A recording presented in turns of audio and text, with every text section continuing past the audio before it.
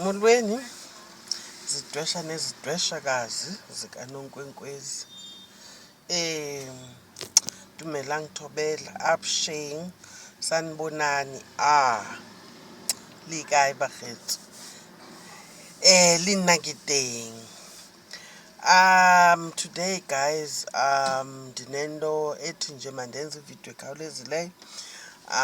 Ndiza kuyithetha ngesiXhosa kuba ndicinga uba ijongise kuthi sizwe sakwaXhosa, thina ke banenkenkqe bagulayo apha ekunyangweni kwethu. Ngoba le nto indifikela uba makhe ndiyishicilele mani into etshoyo into yoba, ngoba kudala abantu bendibuza kwii-consultations, uyawufika umbuzo umile, uyaqonda into yoba zintoni into ezibalulekileyo mama, yintoni ekufuneka ndiyiqwalasele, kufuneka ndilungiselele ntoni, uyaunderstand, malunga ke namasiko ekhaya singekangeni kulaa ubugqirha. Ndiphinde ndifumanise into yoba abantu xa bekonsaltha umntu ke ngoku xa ekunika ingcombolo yoba wahamba wazoba kule ndawo akuyo, kusilele phi, kwenzeke ntoni, uyaunderstand. Fumanisa into yoba heyi, zikhona izinto ezingaqwalaselwayo nyhani esingazijongiyo ukubaluleka kwazo. Thina ke singamagqirha ekumele uba thina isithi abantu abamele uba banika umkhombandlela, kodwa ufumanisa into yoba sinako nathi ukulahlekisa ngelinye ixesha. Yiloo nto ke ndithi makhe ndize kuni nemiqathango endicinga into yoba i-common across the board entwasweni yesiXhosa. Noba ungathi uthwasa eKapa, noba uthwasa eBhayi, okanye uphehlelelwa eTranskei okanye eCiskei, uyayiva. Zikhona izinto ezi-common eziyi-foundation yobugqirha ezithi xa ubana ngaba kwenzekanga ngolo hlobo, fumanise into yokuba uyafana nomntu ovalwayo ke ngoku. Ubugqirha bakho buvaliwe. Athi umntu ndafika esiphehlweni ndithonga, okokoko ndenzela umsebenzi andisathongi. Kutheni? Ibe ngathi usetyenziselwe umthi othile kube kungekho mthi uwusetyenziseleyo. Into okunayo imiqathango khange iqwalaselwe. Zikhona ke izinto endiye ndithi mna ziyi-foundation yobugqirha ezingafuni gqirha, ezifuna ikhaya phambi koba umntu athwase. Okanye sele ethwasa kufumaniseke into yoba zikhona izinto ezilisiko kuwe ongenawukwazi uqhubekeka phambili nentwaso yakho ukubana ngaba zona akhange zenziwe. Masiqale kule ndawo. Imbeleko isisisekelo saye nomphi na umntu ophilayo ohamba phezu kwala magade ahlabayo. Iingxaki zakho qala xa kufumaniseka into yoba uyabethakala phaa naphaa, into yokuqala esesiyijonge phambi koba sithi nje uyathwasa, ingaba wakhutshwa na endlini, uyenzelwe na imbeleko yakokwenu. Na andizungena kwi-argument yoba umntana entombi, I think leyo siyayazi, umntana entombi imbeleko yakhe yeyakokwabo, yakulomamakhe. Kodwa ke into ebalulekileyo into yoba imbeleko yona lisiko lokuqala emntwini. Ithi ke ngoku loo nto leyo awunaze wenzelwe isiko lokuthwasa ungenayo imbeleko,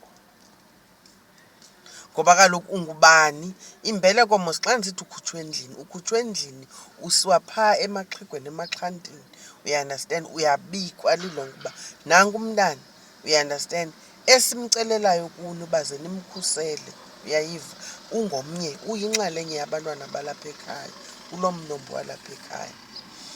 Ngoku wena xa ungabikwanga kodwa sowuyathwasiswa, izawufuna uba yintoni ke ngoku loo nto leyo? Zange wabikwa kokwenu, uyayiva, awunambeleko, kodwa uyotsibela isiko lobugqirha. Ube vele unegazi elinochuku, elikrancukrancu. Yile nto ndithi masiyiqwalaseleni into yoba phambi koba uyonyangwa isiko lobugqirha, ngokwesiko lobugqirha, makhe sijonge into yoba ezalapha ekhaya sowuzenzelwe na, uqala apha kwimbeleko. Ngoba ngelinye ixesha ufumanisa into yoba umntu zizimbo nje zokuba engakhutshwanga endlini, ayisuba uyathwasa. Into okunayo abantu basike bafuna ukuthwasisa, ngoku wena ugulela isiko lakokwenu. Sigqithe kwimbeleko. Izoba yintambo enkulu. Intambo enkulu uba andazi uba ndingayicacisa njani. Intambo enkulu yenziwa ngebhokhwe. Njengoba imbeleko nje ixhomekeka kwikhaya nesiduko. Amakhaya ngamakhaya, umzekelo yasekhaya yenziwa ngegusha. Kweminye imizi ke yenziwa ngebhokhwe. Intambo yona iyibhokhwe one way. Akho kuthi hayi intambo ingenziwa, ngoba intambo kusikwa usinga olu lwebhokhwe emqolo wenzelwe ngalo intambo. Yile nto kuthiwa yintambo, olwasinga uxhwithelwe kwinkomo yobulunga ekuxhwithwa kuyo esi siduko sakokwenu, kweli khaya lakokwenu. Inkomo emiselweyo, hayi nje neyiphi na inkomo. Kodwa ngoku asithethi ngantambo enkulu uba yenziwa kanjani, ndisathetha nje ngentambo enkulu, ukubaluleka kwayo. Ibalulekile ke intambo enkulu njengoba ndisitsho into yokuba isisisekelo, iyondlalela nayo, yondlalela ubugqirha bakho. Ngoba xa uligqirha, umzekelo siye sithi, ndiye ndithi mna ndikhula kusithiwa imvuma kufa, awunawuze utye imvuma kufa wenzelwe intambo yemvuma kufa ungenayo eyakokwenu intambo yekhaya. Phambi koba wenzelwe le yemvuma kufa siye siqale kanye kule yekhaya, iyi-foundation. Maninzi ke amatyeli sidibane nomntu athi hayi ndayenzelwa imvuma kufa yona, into endingenayo yintambo. Ifuna ubhida ke nalapho. Intambo ke enkulu ndizama ukuthi isisisekelo, ngoba ijonge ngolu hlobo. Ubugqirha obu utreyinelwa into yoba uzawuphuma uhambe uyoncedisa imizi ngemizi, uyaunderstand, amakhaya ngamakhaya, kumasiko abashota ngawo, uyaunderstand, kumasiko asileleyo, kwezo ngxaki bathe baba nazo. Fumanisa uba ke ngoku wena ke ngoku ngulo utyunjiweyo, ubizo lwakho lolokuba uhambe usebenza amasiko, uhambe usebenza amasiko kule mizi. Amasiko akayohluka ngokohluka. Elinye isiko alifuni ntlabi, elinye isiko lifuna intlabi. Make ngoku just imagine uligqirha uphelele kodwa awunayo intambo, funeka ume neentlabi zale mizi, uyaunderstand. Uzawuma njani? Ngoba xa ungenayo intambo sithi uhambaze thina. Njengentlabi engenayo intambo ihambaze. Intlabi ukuze ibe intlabi ithi kanti inentambo, uyayiva, uyombathiswa ngalaa ntambo. Wena ke ngoku uzawuhamba, ngoba kaloku xa sisebenza emzini, uyayiva, njengoba ndilibhinqa nje ndiyama ndime nentlaba apha ecaleni kwam, ngoba sifuna le nkomo ikhale, uyayiva. Yawungakhali inkomo, umzekelo iphethwe intlabi, uyayiva, igqirha liyakwazi ubolekisa ngomkhonto walo, uyandiva ke ngoku, uba makuncediswe mhlawumbi kukhona ingxaki kulo mkhonto walapha ekhaya, uyayiva. Ngelinye ixesha uyakwazi ufika emzini kanti abanawo kwamkhonto. Zinto ezenzekayo ezo. Yiloo nto igqirha lilungiselelwa into yoba ulungiseke, kwenzela into yoba unodibana nengxaki uze ungaqhingi emzini, ungasindwa ligazi lo mntu oyintlabi kuba yena ombathisiwe wena ungambathiswanga. Ithi loo nto mbathiswa nawe. Yiloo nto thina bantu babhinqileyo, umzekelo abangamagqirha, nathi siyayenzelwa intambo ngoku singamabhinqa, ngenxa yoba kaloku uzawuma emzini, uyaunderstand, uyowisa inkomo, uyoncedisa ekuyiseni inkomo yaloo mzi ukuba makukhale kuvume isiko laloo mzi lowo. Ithi ke ngoku loo nto leyo intambo ibalulekile kakhulu, isisisekelo esibalulekileyo kumasiko obugqirha. Ibe lulwaluko ke ngoku, ulwaluko masiqala apha emadodeni.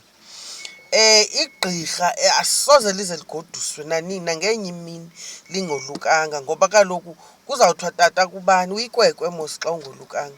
Xa kusithiwa indawo kuqala iqala kule ndawo, xa sihlonitshwa kuthiwe tata, kuthiwe mama xa uligqirha. Wena uzawuba ngutata kabani ungazange woluka?